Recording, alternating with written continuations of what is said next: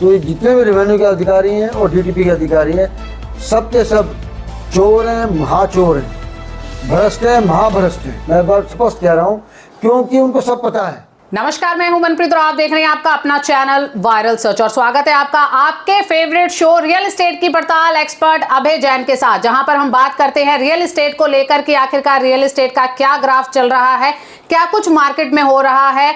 आज जो है हम जिस टॉपिक के ऊपर बात करने वाले हैं वो है रजिस्ट्रियों को लेकर क्या चल रहा है, रजिस्ट्रियों का घोटाला, इसके ऊपर हम चर्चा करेंगे। तो चलिए हम अपने एक्सपर्ट अभय जैन जी से बात करते हैं। नमस्कार सर, बहुत बहुत स्वागत है। धन्यवाद।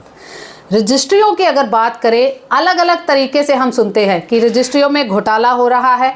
दूसरी हम बात करें कि अवैध तरीके से रजिस्ट्रियां हो रही हैं, हो कैसे रही हैं, ये हम जो है जांच करने का एक विषय है। और चलिए बात करते हैं और आज का जो है टॉपिक स्टार्ट करते हैं। जानते हैं अभय जी से कि कहाँ पर जो है रजिस्ट्रियों के पेच फंसे हुए हैं। सर, सबसे पहले आपसे जानना चाहेंगे हम कि नियमों को ताक पर रखकर जो है रजिस्ट्रियां हो रही है या नहीं हो रही हैं, ये लोगों का बहुत बड़ा एक प्रश्न चिन्ह है। बट रियल एस्टेट में अगर देखा जाए, रजिस्ट्रियों का बहुत बड़ा घोटाला माना जाता है और काफ़ी बार तो है इसके ऊपर अगर हम बात करें, पक्ष विपक्ष ने आपस में वाद विवाद भी किया है। क्या कहेंगे, ये कितना बड़ा घोटाला है और हो कैसे रहा है? आपने बिल्कुल ठीक कहा। पूरे हरियाणा में और ख़ास तौर पर गुड़गांव में तो रजिस्ट्री का बहुत बड़ा घोटाला पिछले काफ़ी समय से चला आ रहा है। और पिछले 10 साल की अगर बात करते हैं तो ये घोटाले का पैमाना बढ़ गया है, घोटाले का जो लेवल है वो बढ़ गया है जी। और अब ऐसी रजिस्ट्रियाँ भी सामने आ रही हैं जो किसी भी नियम के तहत वो रजिस्ट्री नहीं हो सकती थी, परंतु अब जो रेवेन्यू के अधिकारी हैं, डीटीपी के अधिकारी हैं और एमसीजी के अधिकारी हैं, ये सब लोग मिलकर आम जनता का पूरी तरह शोषण कर रहे हैं और बड़ी मात्रा में अवैध रजिस्ट्रियाँ गुड़गांव में हो रही। तो नियमों को ये जो ताक पर रखकर हो रही हैं रजिस्ट्रियाँ, तो इसका क्या किसी को पता नहीं लगता है या फिर पता लगता है तो इसके ऊपर कोई ध्यान नहीं देता है? देखिए, हमारे यहाँ section 7A Haryana development and regulation of urban area act 1975 स्पष्ट करता था जी कि अगर किसी के पास भी कोई एग्रीकल्चर लैंड है जी तो टुकड़ों में नहीं बेच सकता जी। टुकड़ों बेचने से पहले उसको डायरेक्टर टाउन अर्बन प्लानिंग से एनओसी लेनी पड़ेगी जी।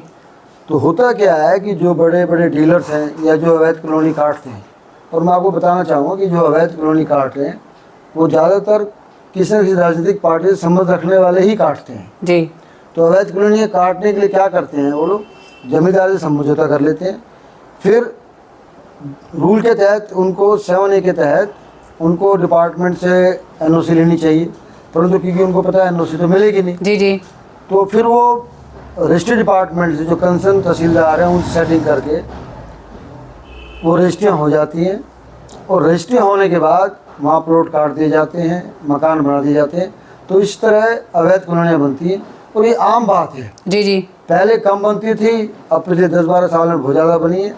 और अभी एक डाटा सामने आया है कि पूरे हरियाणा में सरकार ने खुद माना है जी कि लगभग 62,000 रजिस्ट्रियाँ अप्रैल 27 से अगस्त 21 तक जी, लगभग 3.5 साल में सरकार ने खुद माना कि लगभग इतनी रजिस्ट्रियाँ हुई। ये तो रिकॉर्ड की बात है जी जी। ये वो रजिस्ट्रियाँ जिसमें जमींदार ने, डीलर ने जब रजिस्ट्री ज़मीन बेची तो उसको डायरेक्टर टाउन कंडी प्लानिंग से एनओसी लेनी थी, पर उसने एनओसी नहीं ली जी। तो इतनी बड़ी मात्रा में रजिस्ट्रियाँ हुई। और आपको एक चीज़ बता दूँ मैं, इसमें बहुत बड़ी संख्या गुड़गांव की है। लगभग ऐसा माना जा रहा है कि 25,000 रजिस्ट्रियाँ के आसपास तो गुड़गांव की हुई, सिर्फ गुड़गांव में। और सरकार ने फिर क्या करा, इस पर इन्वेस्टिगेशन में डाल दिया कि भाई इतने रजिस्ट्रियाँ कैसे हो जी जी। ये सरकार का रिकॉर्ड कह रहा है कि इतने रजिस्ट्रियाँ अवैध हुई हैं। अगर गुड़गांव में 25,000 प्लॉट्स अवैध कटे हैं 21 तक तो कितनी दुख की बात है। और अब इधर बात देखिए, कोविड जब था, मार्च 20 में कोविड आया जी जी, तो कोविड में कहते हैं कि जो तहसीलदार है, नायब तहसीलदार ने कमाल ही कर दिया। कोविड में तो सब नियम बिल्कुल ताक पे रख दिए। जहाँ एक तरफ पूरा भारत, पूरा संसार कोविड से परेशान था जी, वही रेवेन्यू अफसर अपने जेब भरने में लगे हुए थे और उन्होंने सारे नियमों को ताक पर रखकर रजिस्ट्रियाँ कर दी बिना एनओसी लिए और अवैध कॉलोनियाँ छिक्के काटी गई गुड़गांव में। और जब सरकार को पता लगा, सरकार ने ये इन्वेस्टिगेशन करी, तो उन्होंने ये नहीं कहा कि भाई तहसीलदार गलती पर है, तहसीलदार के खिलाफ गुड़गांव में बड़ी इंटरेस्टिंग घटना है। गुड़गांव में सभी तहसीलदार, गुड़गांव के तहसीलदार, नायब तहसीलदार, बासापुर के नायब तहसीलदार, सोना के, कादीपुर के, हरसरूप के, सबके खिलाफ एफआईआर लॉन्च हुई कि आपने ये अवैध रजिस्ट्रियाँ बिना एनओसी के कैसे कर दी, आपने कैसे अवैध कॉलोनियों को बसने में प्रॉपर्टी डीलर्स का आपने पार्ट बने। परंतु उन बड़े दुख की बात है, किसी भी तहसीलदार के खिलाफ, किसी भी नायब तहसीलदार के खिलाफ एफआईआर तो लॉन्च हुई पर एक्शन कुछ नहीं हुआ। और सरकार ने फिर क्या कर दिया, अब सरकार ने कह दिया भाई ये ना जो पूरे हरियाणा की बात हम करते हैं कि 65,000 रजिस्ट्री जो सामने आई कि अवैध हुई है, ये पटवारी की गलती है। फिर पटवारी जो पूरे हरियाणा के पटवारी है वो कह रहे हैं भैया हमारी गलती अकेले कैसे हो सकती है, बिना तहसीलदार के, बिना नायब तहसीलदार के, बिना डीआरओ के, बिना एसडीएम के, बिना सीनियर अधिकारियों के मिले इतनी ज़्यादा रजिस्ट्रियाँ नहीं हो सकती। तो पर सरकार ने क्योंकि ड्रामा करना था ड्रामा कर दिया। पर बड़े दुख की बात है, हमारे हरियाणा में और ख़ासकर गुड़गांव में अवैध कॉलोनियाँ बिल्कुल ऐसे कटी हैं बिल्कुल, और ज़्यादातर अवैध कॉलोनी काटने वाले किसी न किसी राजनीतिक पार्टी संबंध रखते हैं। और अब क्योंकि एक पार्टिकुलर भारतीय जनता पार्टी हरियाणा के अंदर है, केंद्र में, तो ज़्यादातर जो गुड़गांव में अवैध कॉलोनियाँ कटी हैं ज़्यादातर नेतागण इसी पार्टी से संबंध रखते हैं। ये मैं बिल्कुल स्पष्ट कहना चाहता हूँ। सर, आप कह रहे हैं कि अवैध कॉलोनियां कट रही हैं, रजिस्ट्रियां हो रही हैं, कभी बोलते हैं बंद हो रही हैं, रजिस्ट्रियां हो कैसे रही हैं, क्या इसमें भी कोई दाव पेच चल रहे हैं? देखो अभी मैंने बताया ना कि नियम के तहत 7A Haryana development and regulation of urban area act 1920 स्पष्ट कहता है कि छोटे टुकड़ों में रजिस्ट्रियाँ कराने से पहले डायरेक्टर एंड कंट्री प्लानिंग से एनओसी देगा, तभी रेवेन्यू डिपार्टमेंट उसकी रजिस्ट्री करेगा जी। परंतु जो हमारे नेतागण हैं वो अवैध कॉलोनियाँ काटते हैं, तो ये सब लोग मिलकर डीटी डिपार्टमेंट ही मिलता है क्योंकि वो उसको पता है कि यहाँ कॉलोनी कट रही है जी। जब गरीब आदमी, एक आम आदमी प्लॉट ले लेता है तो उसको प्लॉट काटने जाते हैं, उससे पहले वो कुछ नहीं करते, सब ड्रामा करते हैं। तो ये जितने भी रेवेन्यू के अधिकारी हैं और डीटीपी के अधिकारी हैं सब के सब चोर हैं, महाचोर हैं, भ्रष्ट हैं, महाभ्रष्ट हैं। मैं बात स्पष्ट कह रहा हूँ क्योंकि उनको सब पता है। वो अवैध जब कॉलोनी कट जाती है, जब एक आम आदमी मकान बनाने लग जाता है तब उस पर एक्शन लेते हैं, और वो जब एक्शन लेते हैं सेटिंग नहीं होती। ये जो बता रहा हूँ आपको, मैंने बताया कि सब तहसीलदार के खिलाफ, सब नायब तहसीलदार के खिलाफ एफआईआर लॉन्च हुई। लगभग 25,000 रजिस्ट्रियाँ गुड़गांव में अवैध प्लॉट कटे हैं। किसी के खिलाफ मैंने सुना नहीं भाई किसी तहसीलदार के खिलाफ, नायब तहसीलदार के खिलाफ कोई स्ट्रॉन्ग सरकार ने एक्शन लिया, उसको डिसमिस किया हो। सबको ऊपर तक शीर्ष नेतागण को, शीर्ष अधिकारियों को, हरियाणा की बात कर रहा हूँ, जिले के लेवल पर सबको सब पता है। सब बड़ा झमेला, बड़ा गोलमाल इस रजिस्ट्री के महकमे में हो रहा है। और फ्लोर्स में भी ये गोलमाल चल रहा है क्योंकि अगर पहले 4 फ्लोर की बात हो रही थी, अब उसके ऊपर कहीं ना कहीं बातचीत चल रही है, 3 फ्लोर है, इनके अंदर भी रजिस्ट्रियों में घोटाला चल रहा है क्या?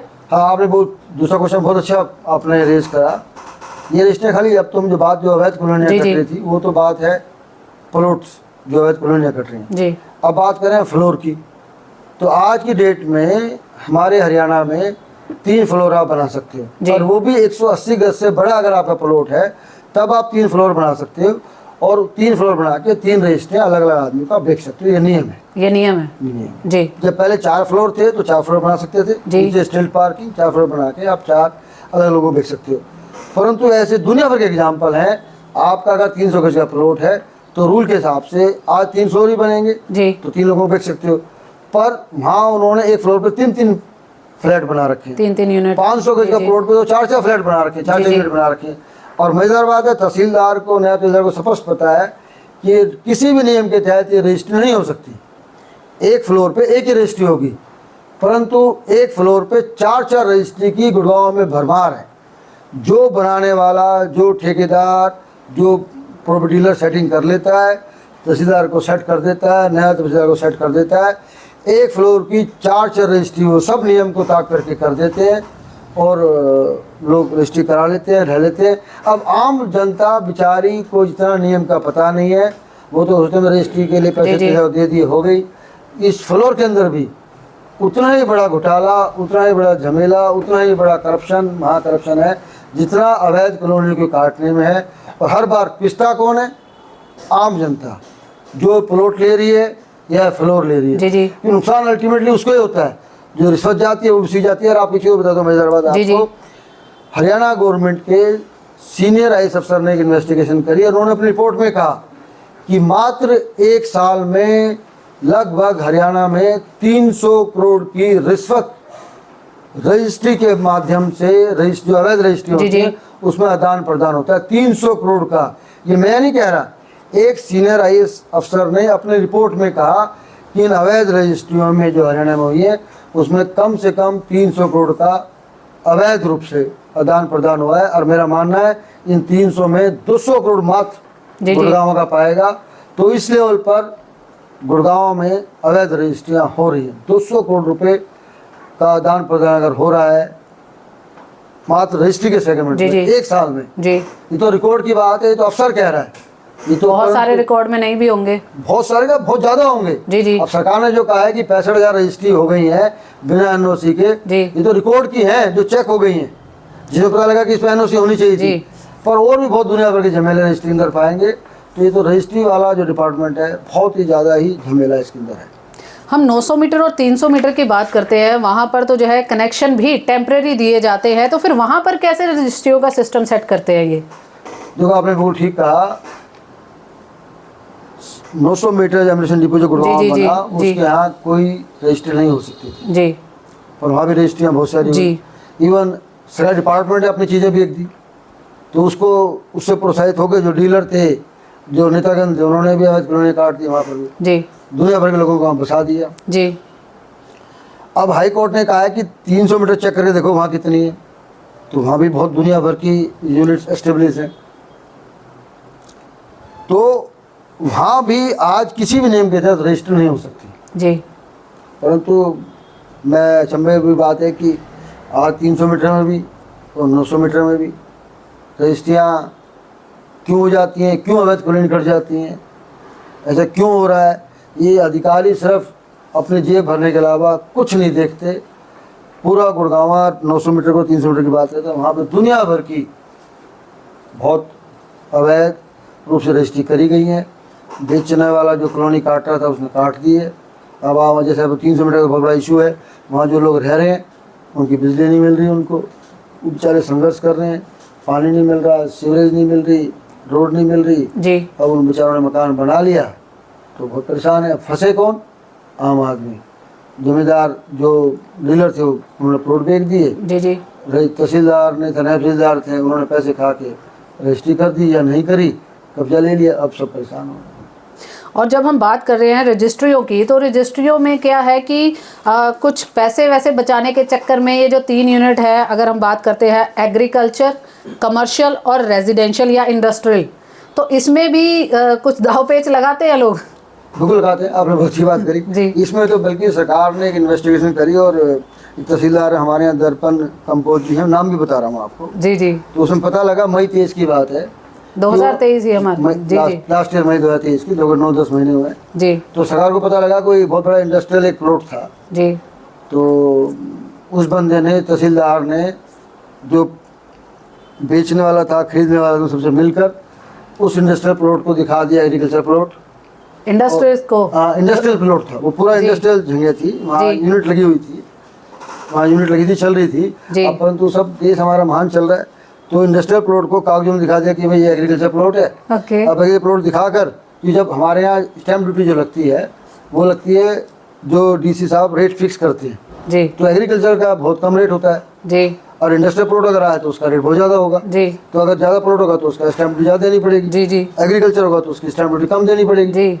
तो उस पूरे प्लॉट को इंडस्ट्रियल प्लॉट की जगह एग्रीकल्चर प्लॉट दिखा दिया, और रिकॉर्ड की बात है सरकार को 3.5 करोड़ रुपए का स्टैम्प ड्यूटी का नुकसान हुआ, सिर्फ एक प्लॉट का। और ये हुआ जो प्लॉट सामने आ गया जी। और उसका भी क्या हुआ फिर, ये जो एफआईआर लो जब करी गई तहसीलदार के खिलाफ और जो बेचने खरीदने वालों के खिलाफ, तो उनको भी समझ में नहीं आया। फिर ये सारा इन्वेस्टिगेशन हमारे एंटी करप्शन ब्यूरो डिपार्टमेंट है उसको दिया गया, उसने बताया कि सरकार को कम से कम 3.5 करोड़ रुपए एक प्लॉट से नुकसान हुआ है। और फिर उन्होंने एक एफआईआर लॉन्च करी जो तहसीलदार थे दर्पण कंपोज के खिलाफ, परंतु आपको बता दूं हुआ कुछ नहीं जी। मतलब एफआईआर लॉन्च हो गई, परंतु अब सरकार भूल जाती है क्या सेटिंग होती है। मतलब कि सेटिंग का भी हमारे रेवेन्यू डिपार्टमेंट में देखो करप्शन तो शुरू से रहा है। जब 1966 में हरियाणा बना और आज तक की बात करें तो ऐसा नहीं, रेवेन्यू डिपार्टमेंट जहाँ रजिस्ट्रियाँ होती हैं उन्होंने हमेशा से ही बिना पैसे लिए दिए कोई रेवेन्यू कागज इधर उधर नहीं होता है।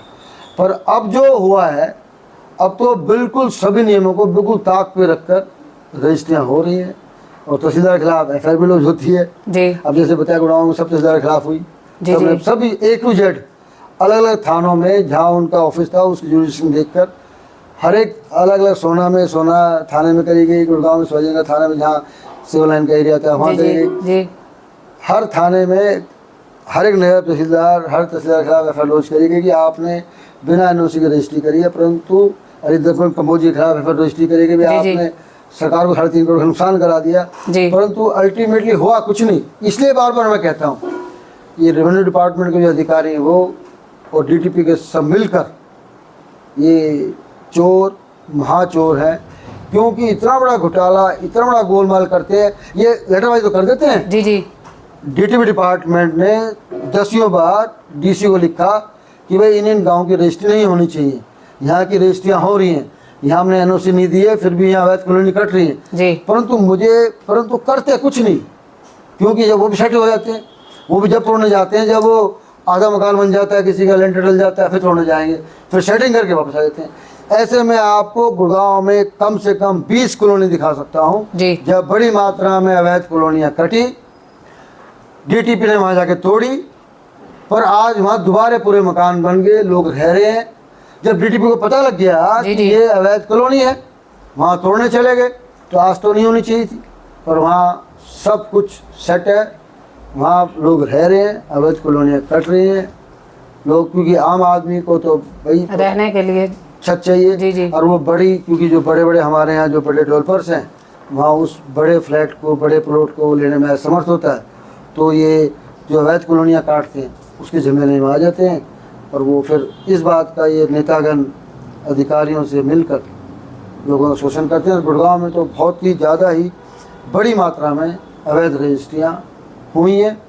अब सरकार पता नहीं कहती है, यहाँ पर ईमानदार सरकार का दावा किया जाता है, और यहाँ पर जो है आपने अवैध कॉलोनियों की बात कर दी, अवैध रजिस्ट्रियों की बात कर दी, 900 मीटर 300 मीटर की बात कर दी, इंडस्ट्रियल एरिया से उसको एग्रीकल्चर लैंड में दे दिया उसकी भी बात कर दी। तो ऐसे में जो है सरकार की मिलीभगत चल रही है या इसमें भी हिस्सेदारी है कि भाई इतना तो आ ही जाएगा?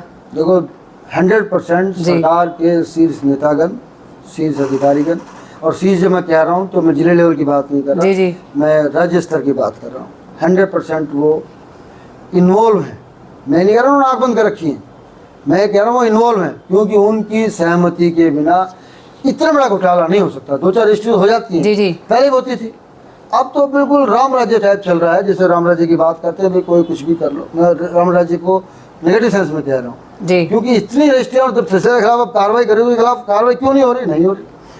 अब सरकार हर बार कहते हैं हम कुछ करेंगे। लास्ट ईयर सरकार ने कहा भाई बहुत हो गया, ये पहले उन्होंने 21 में भी कहा था कि भाई बहुत हो गया, इनके खिलाफ FIR लॉन्च करी थी सब तहसीलदार, पर अब फिरका पटवारी जिम्मेदार है। अब सरकार ने कहा बहुत हो गया अब हम ठीक करेंगे, तो अब क्या करा लास्ट ईयर उन्होंने अपना ऑनलाइन सिस्टम और ज़्यादा स्ट्रॉन्ग करके उन्होंने तहसीलदार को, नायब तहसीलदार के अलावा DRO को, SDM को और इवन DC को भी ऑथराइज कर दे भी आप रजिस्ट्री कर सकते हो। पर मैं पूछना चाहता हूँ आप चैनल के माध्यम से, DC ने कितनी रजिस्ट्री करी है, SDM ने कितनी रजिस्ट्री करी है, DRO ने कितनी रजिस्ट्री करी है, और क्या तहसील ऑफिस में क्या भ्रष्टाचार का परसेंटेज कम हो गया? नहीं, कम नहीं हुआ है, बल्कि दिन पे दिन बढ़ रहा है। पैसे दे के आप कितना भी अवैध काम कर रहे हैं, कोई भी रजिस्ट्री हो सकती है। मेरे सामने तो ऐसी भी घटनाएं आ रही हैं जहाँ मतलब कि 200 गज पे 15-15 16 फ्लैट बन गए हैं, जबकि 4 फ्लैट बन सकते हैं। 500 गज पर सब 4 फ्लैट बन सकते हैं, जब 4 अलाउ हैं, आज अगर 3 अलाउ हैं 3 ही बन सकते हैं। परंतु 20-20 फ्लैट 500 गज पर अगर 20 फ्लैट बन रहे हैं तो आप देखिए कि करप्शन किस लेवल पर गुड़गांव में है। तो कई बार ऑफ द रिकॉर्ड अगर हम बात करें, ये भी सुनने में आता है कि रजिस्ट्रियाँ बंद हो गई। क्या हमारे कानून के अकॉर्डिंग जो है रजिस्ट्रियाँ बंद हो सकती हैं? देखो हमारे यहाँ बिल्कुल क्लियर है, कोई रजिस्ट्रियाँ बंद, सरकार चाहे तो कुछ भी कर सकती है, पर रजिस्ट्रियाँ कागजों में बंद वो दिखाने के लिए कर देते हैं कि हम सिस्टम इम्प्रूव कर रहे हैं, ऑनलाइन कर रहे हैं, अब कोई भी घपला नहीं होगा। तो कई बार अनऑफिशियल इंस्ट्रक्शन आ जाती है कि आप इंजन रजिस्टर ना करो, हम सिस्टम को ऑनलाइन कर रहे हैं। मैं ये कहूँ कि सरकार ने कुछ ज़्यादा इंप्रूवमेंट नहीं करा तो ये कहना मेरा गलत होगा, क्योंकि आज अगर आपको रजिस्ट्री करानी है तो टोकन नंबर लेना होता है। टोकन मिलता है जब आपकी प्रॉपर्टी की आईडी होती है, सब कुछ होता है तभी आपको टोकन मिलता है। तो सरकार कर रही है अपने लेवल पर, परंतु वो जो कर रही है वो आप ये कह लीजिए कि वो जितनी रिक्वायरमेंट है उसकी तुलना में बहुत कम है। अगर सरकार, मैं मानता हूँ कि कोई भी सरकार जब ये चाहती है कि इस डिपार्टमेंट से भ्रष्टाचार कम हो तो निश्चित रूप से वो कम हो सकता है अगर सरकार के शीर्ष नेतागण और अधिकारी वाकई दृढ़ कर लें कि इसको हमें ठीक करना है।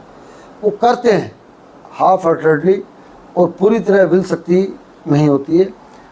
तो इसी कारण से सिस्टम में इम्प्रूवमेंट तो हुआ है, परंतु दिखाने के लिए ज़्यादा, ऐसा कह लीजिए, और वास्तविकता में इम्प्लीमेंट करने के लिए कम। क्योंकि 500 गज पे अगर 20 फ्लैट बन गए जो कि रूल के हिसाब से 40 फ्लैट बन सकते थे, हम ये कहेंगे तहसीलदार को नहीं पता, हम ये कहेंगे डीआरओ को नहीं पता, हम क्या एसडीएम को नहीं पता, हम क्या डीसी साहब को नहीं पता, तो ये बात थोड़ी सी गले नहीं उतरती। इसलिए नहीं उतरती, ये एक नहीं बना चलो एक बन जाए तो मान सकते हैं कि भाई 2-4 बने इसलिए गलत बन गए, तो पता नहीं लगा, वो फलाना तहसीलदार या तहसीलदार ने कर दिया, पता नहीं लगा। पर गुड़गांव में अगर इन्वेस्टिगेट आप करोगे तो अवैध प्लॉटों की, अवैध कॉलोनियों की और ये फ्लोर की अगर काउंटिंग करेंगे तो बहुत बड़ी संख्या सामने आएगी जो कि अवैध रूप से रजिस्ट्रियाँ इलीगल रूप से करी गई। अब इन्वेस्टिगेशन में तो फंसेगा कौन? जिसने लिया है, जो रह रहा है, अधिकारी तो फंसेंगे नहीं। और अगर हम बात करें कि आपकी ये पड़ताल हमने पूरी सुनी कि आखिरकार गोलमाल चल क्या रहा है, कुछ सुझाव देना चाहेंगे प्रशासन को, सरकार को, कि भाई साहब कर क्या रहे हो? देखो, मेरा तो आपके चैनल के माध्यम से एक सुझाव ये रहेगा कि थोड़ा सरकार इस इशू को गंभीरता से ले, क्योंकि जीडीपी का भी माना गया है कि रियल इस्टेट सेक्टर जो है, ये प्लॉट का, मकानों का जो खरीद फरोख्त है, ये बहुत बड़ा सेगमेंट जीडीपी में हरियाणा की, इंडिया की ग्रोथ में ये रोल अदा करता है। इसमें जिस लेवल पर ट्रांसपेरेंसी, अकाउंटेबिलिटी, रिस्पॉन्सिबिलिटी आनी चाहिए थी, वो उस लेवल पर इसमें नहीं है। तो इस सेक्टर को और थोड़ा सा और अधिक ट्रांसपेरेंट बनाने की आवश्यकता है। अब आपके ट्रांसपेरेंट मतलब क्या है? जीटीपी को अगर ये पता है कि ये जो एरिया है वहाँ कॉलोनी संभावित कट सकती है, वो एग्रीकल्चर लैंड है, अवैध कॉलोनी कट सकती है, तो डीटीपी बकायदा एक सिस्टम डेवलप करे और एक आम आदमी को इन्फॉर्म करे कि भाई ये जो एरिया है यहाँ कोई भी प्लॉट आम आदमी ना ले। वहाँ डिस्प्ले करे, बोर्ड लगाए, अपना सिस्टम बनाए, लोगों को पूरी तरह रेगुलर अपडेट, अवेयरनेस जिसे बोलते हैं, जो अवेयरनेस होगा तो जमींदार, जो डीलर हैं, जो नेतागण है, अवैध कॉलोनी काटने की, क्यों जब वहाँ बोर्ड सबको पता लग गया कि भाई तो अवैध कॉलोनी है, तो आम आदमी लेगा ही नहीं, लेगा नहीं तो डेवलपर काटेगा नहीं, जब काटेगा नहीं तो बच जाएगा बेचारा। तो ये थोड़ा सा अवेयरनेस का लेवल डीटीपी डिपार्टमेंट को, एमसीजी को, रेवेन्यू डिपार्टमेंट में आज भी कोई बोर्ड नहीं लगा हुआ। ये बोर्ड लगा हुआ, इस कॉलोनी, ये जो गाँव है इस पर हम रजिस्टर नहीं करेंगे अगर इस साइज के छोटा प्लॉट होगा तो। पर जानबूझकर ये ऐसी आधी अधूरी इन्फॉर्मेशन देते हैं, पूरी देते नहीं है, तो आम आदमी झमेले में फंसते रहते हैं। 3 डिपार्टमेंट इन्वॉल्व में गुड़गांव की अगर बात करते हैं तो आपका रजिस्ट्री डिपार्टमेंट, रेवेन्यू डिपार्टमेंट जिसको बोलते हैं, director town and country planning department, और एमसीजी जो शहर की बात करते हैं तो मानेसर में 2, हमारे यहाँ नगर निगम में 2 नगर निगम के अधिकारी हैं। ये 4 डिपार्टमेंट मेन रूप से आ गए। इनमें थोड़ी और रिस्पॉन्सिबिलिटी आए, थोड़ी अकाउंटेबिलिटी आए और थोड़ी ट्रांसपेरेंसी आए। मतलब ये मैक्सिमम बिल्कुल लोगों को अवेयर करने के लिए, सच है ठीक है तो और अधिक लोगों को अवेयर करें कि ये यहाँ है गलत है, तो उससे निश्चित रूप से लोगों को फ़ायदा होगा। तो मैं समझता हूँ ये अगर अवेयर ही कर देंगे ना तो उससे ही जो अवैध रजिस्ट्रियाँ हो रही हैं, अब जैसे अब बात आपने कुछ ही बात करी, आम आदमी को पता भी नहीं कि भाई एक फ्लोर पे एक ही रजिस्ट्री हो सकती है। अब डेवलपर ने क्या करा, डेवलप या डीलर ने क्या करा, 500 गज पे 4 फ्लैट बना दी एक फ्लोर पे, लीगली बन एक सकता है। तो जब खरीदार बेचारे को पता ही नहीं है, और तहसीलदार ने पैसे खाकर रजिस्ट्री कर दी।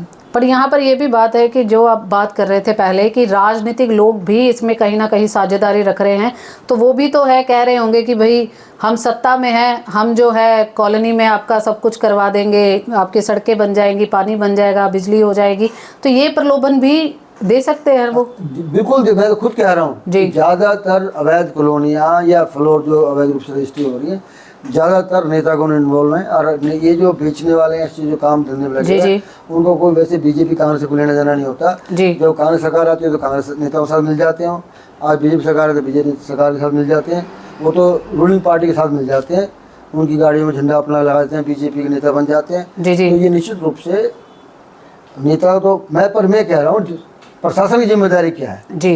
प्रशासन तो आम जनता को अवेयर करने के लिए मैक्सिमम ट्रांसपेरेंट, बिल्कुल क्लियर हो कि भाई कहाँ क्या गोलमाल, मॉनिटरिंग नहीं कर सकते, नहीं कर सकती।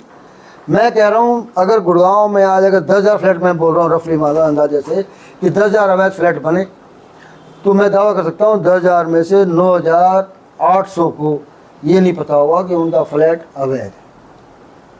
सिर्फ 200 लोगों को पता होगा कि यार ये एक फ्लोर पर एक रजिस्ट्री हो सकती है, उनको नहीं पता, आम आदमी को नहीं पता है। इवन आम आदमी का जो अवेयर है उनको नहीं पता कि यार ये अवैध फ्लैट ये क्या है, तो तहसीलदार पैसे लेके अपनी रजिस्ट्री कर देते हैं। तो ये इसलिए मैं बार रजिस्ट्री होगी तो उनको लगता है कि हमारा अवैध है। अच्छा, बैंक भी लोन दे देता है, हमारा तो देश महान है, बैंक भी लोन दे देता है बिना ओसी के। अब ओसी मिल जाता है तो 4 से कैसे होगी, सब मतलब कि नक्शा पास हो गए के बाद नक्शा पास और होता है, बनता कुछ और है, 4 तो बन ही नहीं सकते, बन रहे हैं, अवैध प्लॉट कट रहे हैं, वहाँ पर रजिस्ट्री से कुछ हो रहा है। तो उस चक्कर में सब, तो मेरा तो बस आपके चैनल के माध्यम से ही सरकार को सुझाव है कि थोड़ा सा ट्रांसपेरेंसी, अकाउंटेबिलिटी और रिस्पॉन्सिबिलिटी एक सेक्टर में लाएंगे। और सरकार ये ना माने कि भाई अगर ये ट्रांसपेरेंट हो जाएगा तो ग्रोथ कम होगी, जीडीपी में रेवेन्यू कम आएगा, जैसे मैंने बताया कि बहुत बड़ा एक रेवेन्यू हरियाणा गवर्नमेंट को रजिस्ट्री के माध्यम से मिलता है, स्टैम्प ड्यूटी के माध्यम से मिलता है। बल्कि अगर अकाउंटेबिलिटी आएगी तो लोगों में कॉन्फिडेंस बढ़ेगा और ये सेक्टर और ग्रो कर सकता है। ये अगर मान लो किसी ने मकान बनाया और मकान तोड़ दिया तो ये नेशनल लॉस होता है। आज तो लॉस एक आदमी का हो रहा है जिसने बनाया, पर वो टूट गया तो नेशनल लॉस ही तो है भाई। तो मैं तो आपके चैनल के माध्यम से यही कहना चाहूँगा कि थोड़ी सी सरकार ट्रांसपेरेंसी बिल्कुल लाए और अफसरों को बिल्कुल अकाउंटेबल बना दे। यार बहुत झमेला हो गया, इतना ज़्यादा नहीं भाई। बहुत बहुत धन्यवाद अभय जी हमारे साथ बात करने के लिए। Thank you ma'am, thank you. तो ये आपने सुना अभय जैन जी को कि आखिरकार रजिस्ट्रियों के घोटाले चल कैसे रहे हैं। सबसे बड़ी दिक्कत है अवेयरनेस की। जो लोग वहाँ पर रह रहे हैं उनको पता ही नहीं है कि वो कॉलोनी वैध है या अवैध है। रजिस्ट्री हो जाती है तो उनको लगता है वैध है, और प्रलोभन जो दिए जाते हैं वहाँ के नेताओं की अगर हम बात करें या बिल्डर है उनके द्वारा जो है प्रलोभन दिए जाते हैं कि भाई आप यहाँ पर आएंगे आपको ये फैसिलिटीज़ मिलेंगी। बट कहीं ना कहीं आम जनता को जो है जागरूक होने की बहुत ज़्यादा आवश्यकता है। जब वो पीला पंजा लेकर आपके घर के बाहर खड़े होते हैं तब इन अधिकारियों में से कोई आपके साथ नहीं दिखाई देगा और ना ही कोई नेतागण साथ में दिखाई देगा।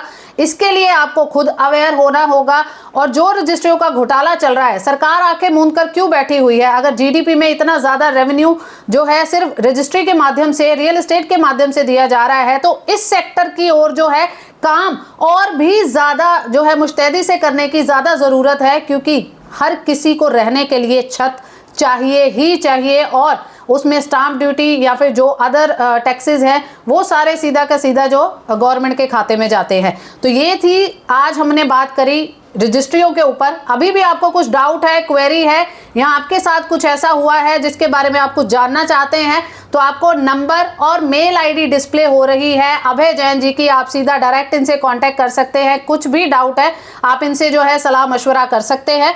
और अगला जो हमारा टॉपिक होगा कि आज तो हमने रजिस्ट्रियों की बात की, अब हम बात करेंगे कि क्या रियल एस्टेट में 2 नंबर का पैसा जो है वो लग रहा है लोगों का, और आखिरकार इसके अंदर गोलमाल क्या चल रहा है। इसके ऊपर हम जांच और पड़ताल करेंगे हमारे एक्सपर्ट अभय जैन जी के साथ। और आप सभी से रिक्वेस्ट है कि इस वीडियो को ज्यादा से ज्यादा शेयर करें, लाइक करें और अपने कमेंट्स जरूर दें, क्योंकि रियल एस्टेट एक बहुत बड़ा सेगमेंट है और अभी भी बहुत सारे लोग जो हैं इसके बारे में अवेयर नहीं है। जब तक अवेयरनेस नहीं आएगी तब तक आप किसी भी तरीके की जो फ्रॉड हो रहा है उससे आप नहीं बच सकते। तो इसीलिए वायरल सच के माध्यम से आप सभी को हमारा कहना है कि इस वीडियो को ज़्यादा से ज़्यादा शेयर करें, और जब भी कोई भी प्लॉट, मकान, दुकान लेने लगे तो एक बार सोचे समझे फिर उसके ऊपर जो है काम करना शुरू करें। इसी तरीके से हमारे साथ बने रहे और देखते रहे आपका अपना चैनल वायरल सच। अब होगी वायरल सच पर रियल एस्टेट की पड़ताल एक्सपर्ट अभय जैन के साथ। देखना ना भूलें हर महीने के ऑल्टरनेटिव सैटरडे। ज्यादा जानकारी के लिए संपर्क करें 9810009988 या फिर ईमेल करें abhaygurgaon@gmail.com। आज ही लाइक और सब्सक्राइब करें गुरुग्राम का सर्वश्रेष्ठ वेब न्यूज चैनल वायरल सच।